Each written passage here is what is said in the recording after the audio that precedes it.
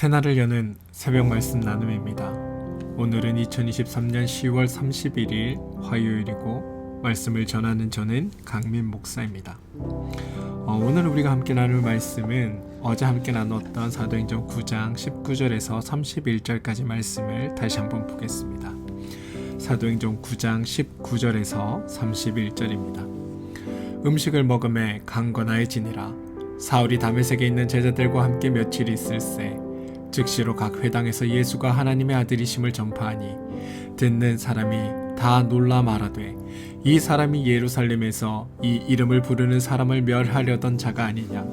여기 온 것도 그들을 결박하여 대제사장들에게 끌어가고자 함이 아니냐 하더라. 사울은 힘을 더 얻어 예수를 그리스도라 증언하여 다메섹에 사는 유대인들을 당혹하게 하니라. 여러 날이 지나매 유대인들이 사울 죽이기를 공모하더니 그 계교가 사울에게 알려지니라. 그들이 그를 죽이려고 밤낮으로 성문까지 지키거늘 그의 제자들이 밤에 사울을 광주리에 담아 성벽에서 달아내리니라.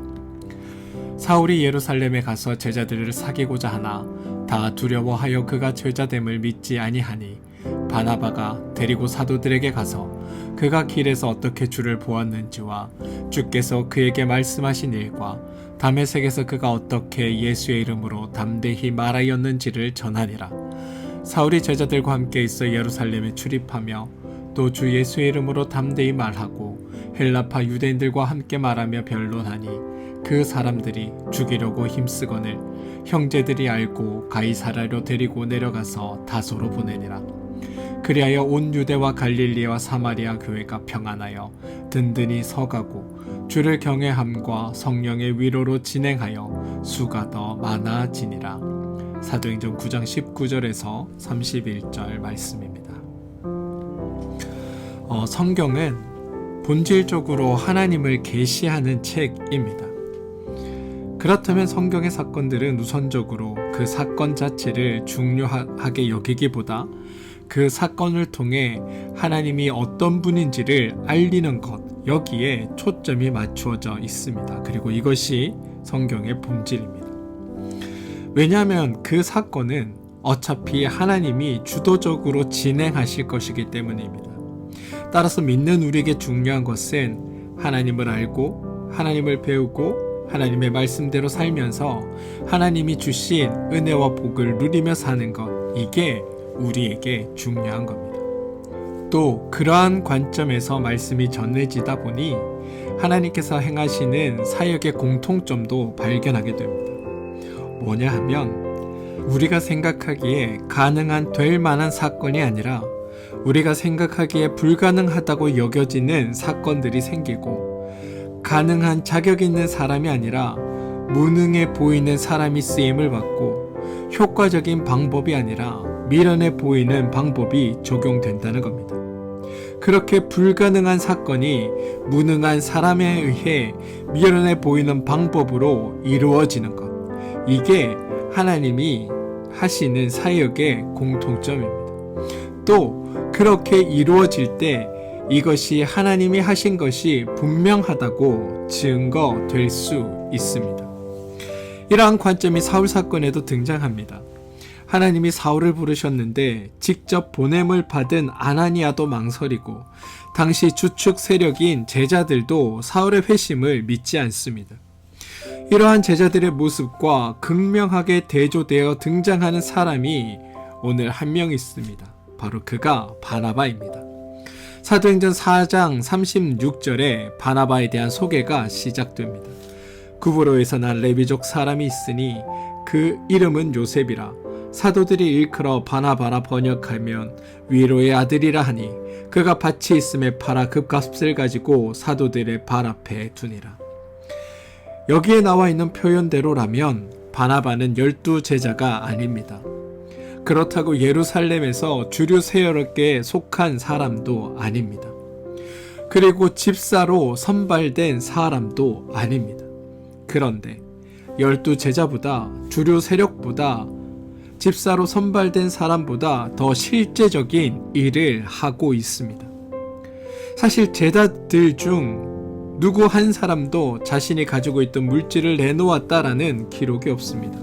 뿐만 아니라 제자들이 수고하여 함께한 사람들의 어떠한 필요를 채워주었다라는 이런 표현도 없습니다. 그런데 바나바는 밭을 팔아 사도들 발 앞에 두었다고 합니다. 9장에서도 마찬가지입니다. 아직 초기 교회의 지도자 그룹은 예루살렘에 있는 제자들입니다. 예루살렘에 박해가 있었지만 스데반만 순교하였고 제자들은 아직 순교하지 않았습니다.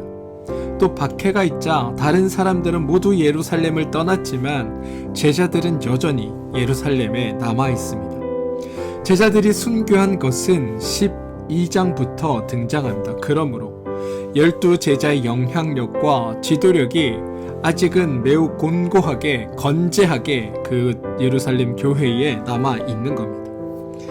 그런 제자들과 비교하자면 오늘 등장하는 바나바는 요즘 젊은이 말로 듣보잡입니다. 누군지 모른다라는 뜻입니다. 바나바는 사도는 고사하고 7 집사 명단에도 이름을 올리지 못하는 사람입니다. 그런데 그런 바나바가 등장하여 다음과 같이 말합니다. 27절입니다. 바나바가 데리고 사도들에게 가서 그가 길에서 어떻게 주를 보았는지와 주께서 그에게 말씀하신 일과 다메섹에서 그가 어떻게 예수의 이름으로 담대히 말하였는지를 전하니라. 여러분, 이 소개가 얼마나 독특한지 보이십니까? 일반적으로 어떤 사람을 다른 사람들에게 추천하거나 소개할 때는 그 사람의 장점, 그 사람의 경력, 또 그 사람의 어떠한 가능성이나 그 사람의 영향력 이런 것들을 주로 강조하게 되어 있습니다. 얼마나 그 사람이 유능한가, 그 사람을 너희 집단에 받아들이는 게 너희 집단에 얼마나 보탬이 될 것인가, 그 사람의 값어치가 얼마나 있는가, 이런 것들이 다른 사람에게 누군가를 추천하거나 소개할 때 하는 방식입니다. 그리고 사람들은 그것을 가지고 그 사람을 평가합니다. 아나니아가 사울을 만나기를 거부했던 이유도 마찬가지입니다. 13절 아나니아가 대답하되 주여 이 사람에 대하여 내가 여러 사람에게 들었사온즉 그가 예루살렘에서 주의 성도들에게 적지 않은 해를 끼쳤다 하더이다. 이 말은 아나니아는 사울을 영입하는 것이 복음 전파에 도움이 되지 않을 것입니다 라는 말을 하고 있다는 겁니다. 어제도 말씀드렸지만 그런데 이러한 아나니아의 주장에 결정적인 오해가 있습니다. 뭐냐 하면 자신들이 사역의 주체가 되어 하나님의 일을 한다라는 생각이고, 그리고 그 결과 사울은 도움이 되지 않을 것 같다라는 판단을 내렸다는 겁니다. 그런데 여러분, 거듭 말씀드리지만 우리 기독교의 사역의 주체는 언제나 하나님입니다. 하나님이 사명을 주시고 우리가 그 사명을 완수하는 것이 아니라는 겁니다. 하나님이 시작을 하시고 진행을 우리에게 맡기시는 것이 아닙니다. 우리의 사역은 계획, 진행, 완성 해가는 이 모든 전 과정의 책임자가 하나님이라는 겁니다. 우리가 하나님의 사역의 열매고 하나님의 사역의 결과입니다. 우린 그걸 절대 잊으면 안 됩니다. 지금 저와 여러분은 하나님을 믿어주고 있는 것이 아닙니다. 그리고 하나님의 일을 대신해서 하고 있는 것이 아닙니다. 하나님께서 일하신 결과를 사도들이 누리고 있고 하나님께서 행하신 그 일의 결과를 우리가 누리고 있는 겁니다. 그래서 우리가 하나님의 은혜라고 고백할 수 있는 겁니다. 그리고 그 부분이 바로 바나바의 사울 소개에 등장합니다. 바나바는 사울이 어디 출신인지, 사울을 받아들였을 때 초기 교회에 어떤 활용 가치가 있는지, 우리가 사울을 받아들일 것인지 말 것인지를 언급하지 않습니다. 왜냐하면 그건 사람이 할 일이 아니기 때문입니다. 하나님께서 사울을 찾아오셨습니다. 그것으로 사실 모든 것이 다 결정된 겁니다. 하나님이 사울을 찾아오셨고 사울에게 말씀하셨고 사울을 변화시켰다.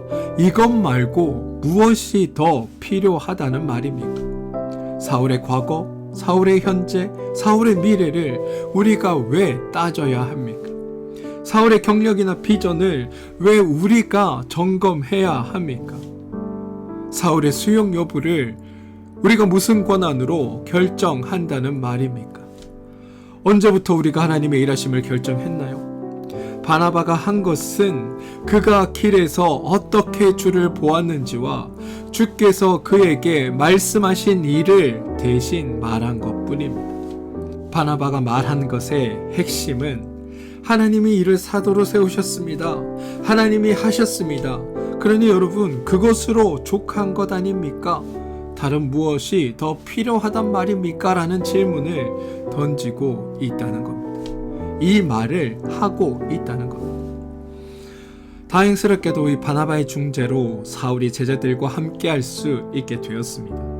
28절입니다. 사울이 제자들과 함께 있어 예루살렘에 출입하며 또 주 예수의 이름으로 담대히 말하고, 해피엔딩처럼 보입니다. 그런데 여러분, 실제로 사울은 계속해서 자신의 과거의 경력에 발목이 잡힙니다. 사람들이 사울에 대한 의심을 거두지 않습니다. 교회가 사울을 받아주기는 했어도 사도 그룹에 끼워주려고 하지 않습니다. 나중에 전도사에게 정진할 때에도 계속해서 이 과거가 바탕이 되어 시비에 걸립니다. 그리고 그때마다 사울은 오직 한마디만 반복합니다. 사도행전 22장 6절, 다메섹에 가까이 갔을 때에 오전쯤 되어 호련히 하늘로부터 큰 빛이 나를 둘러 비치매 내가 땅에 엎드려져 드리니 소리가 있어 이르되 사울아 사울아 내가 왜 나를 박해하느냐 하시거늘.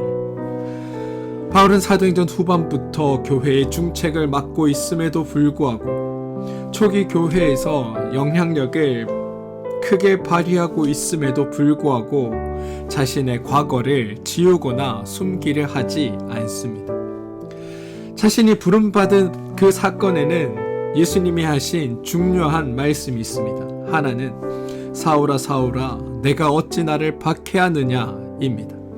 또 다른 하나는 아나니아를 통해 말씀하신 말씀으로 이 사람은 내 이름을 이방인과 임금들과 이스라엘 자손들에게 전하기 위하여 택한 나의 그릇이라 입니다. 여러분은 이 두 가지 중에 어떤 것을 강조하고 싶으십니까? 왜 나를 박해하느냐고 하신 것과 나의 택한 그릇이라고 하신 이 선언의 이야기 중에 어떤 것을 자주 말씀하고 싶으십니까? 아마 후자일 겁니다. 나는 택한 그릇이라는 선언을 더 사람들에게 많이 말하고 다닐 것 같습니다. 그런데 바울은 왜 나를 박해하느냐라는 이 말을 자신을 소개하는 데 있어 절대 빼먹지 않습니다. 그 사건 그대로를 이야기합니다. 왜냐하면 바울은 알고 있습니다. 나의 나됨은 나로 말미암지 않고 하나님으로 말미암았다라는 사실입니다. 그것을 알고 있기에, 그 사실을 알고 있기에 비록 자신의 과오이고 자신의 잘못된 과거라 하지만 이것을 빼놓지 않고 고백하는 겁니다. 제가 생각하기에 오늘날 우리 믿음의 사람은 이 두 가지는 반드시 신앙 고백처럼 기억할 수 있어야 한다라고 생각합니다. 뭐냐 하면 나의 나됨은 하나님으로 말미암은 것이다. 다시 말해 나의 나됨은 하나님의 은혜이다 라는 사실과 믿음의 역사는 하나님이 행하신다 라는 사실입니다. 우리는 이 두 가지를 신앙 고백처럼 기억하고 살아야 합니다. 사실 사도행전 9장의 상황을 여러분 한번 잘 보십시오. 이 9장 속에 있는 사울의 상황을 한번 가만히 보시기 바랍니다. 더 나아가 초대교회의 상황을 한번 가만히 떠올려 보십시오. 생각해보면 사면초가라고 말해도 부족하지 않을 지경입니다. 사울이 복음을 전하자 많은 다메섹 사람들이 21절 말씀대로 놀라기만 합니다. 22절 말씀대로 당황하기만 합니다. 게다가 유대인들의 반응은 23절에 사울을 죽이기로 공모합니다. 그런데 그 계교가 사울에게 알려지고 유대인들은 사울을 죽이기 위해 밤낮으로 성문을 지킵니다. 그래서 사울이 선택한 방법은 바구니에 달아 성벽 밖으로 내려가는 일이었습니다. 29절 후반부에 보시면 그 사람들이 죽이려고 힘쓰거늘이라고 고백됩니다. 보십시오. 외부로는 죽이겠다는 협박을 받고 내부로는 못 믿겠다는 의심을 받고 있습니다. 그게 사울의 형편이라는 겁니다. 그런데 9장에 나타난 사울 사건의 마지막에 여러분 어떻게 끝나는지 아십니까? 31절 그리하여 온 유대와 갈릴리와 사마리아 교회가 평안하여 든든히 서가고 주를 경외함과 성령의 위로로 진행하여 수가 더 많아지니라 라고 끝이 납니다. 이게 갑자기 무슨 일일까요? 그리하여라니요. 교회가 평안하여 든든히 서가다니요. 수가 더 많아지니라 라니요. 어떻게 이런 일이 가능할까요?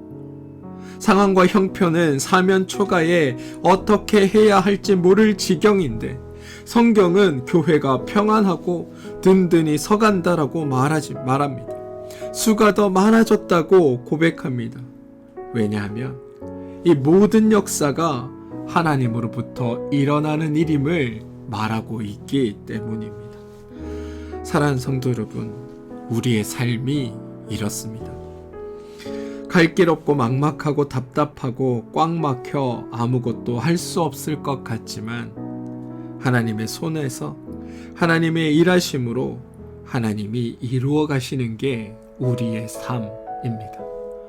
그리고 우리의 삶을 통해 하나님의 크고 아름다운 역사들이 이루어져 갑니다. 지금은 당장 답답하더라도 형통함을 향해 달려가는 것, 그게 믿는 우리의 삶이라는 사실을 여러분들 기억하시고 이 사실을 통해 위로받는 여러분들 되시길 바랍니다. 그리고 그렇게 일하시는 하나님을 신뢰하십시오. 그리고 바라기는 그런 하나님으로 말미암아 기쁘고 행복하고 즐거운 복된 삶이 여러분의 삶 안에서 이루어지고 하나님 때문에 형통한 삶을 사시는 여러분들 되시길 주님의 이름으로 축원드립니다. 함께 기도하겠습니다. 하나님, 오늘 말씀에 바울에게 있어서 온 것이 아무것도 없음을 봅니다. 삶의 길은 막혀있는 것 같고 사람들은 무시하고 홀로 외딴 섬에 벌어진 것 같은 시간을 보내고 있습니다. 그런데 하나님의 말씀은 그 결과가 교회가 평안하여 든든히 서가고 주를 경외함과 성령의 위로로 서가 더 많아졌다라고 고백합니다. 이로써 주님 새삼 깨닫습니다. 모든 것은 하나님이 이루시고 하나님께서 행하신다는 것과 나의 나됨은 하나님의 은혜로 말미암는다는 사실입니다. 주님, 우리의 삶에서 이것을 고백하며 살게 도와주시옵소서. 우리의 삶에서 이러한 고백이 끊이지 않게 하여 주시옵소서. 그리하여 하나님으로 말미암아 복되고 행복한 삶을 누리는 우리 모두가 되게 하여 주시옵소서. 예수님의 이름으로 기도합니다. 아멘.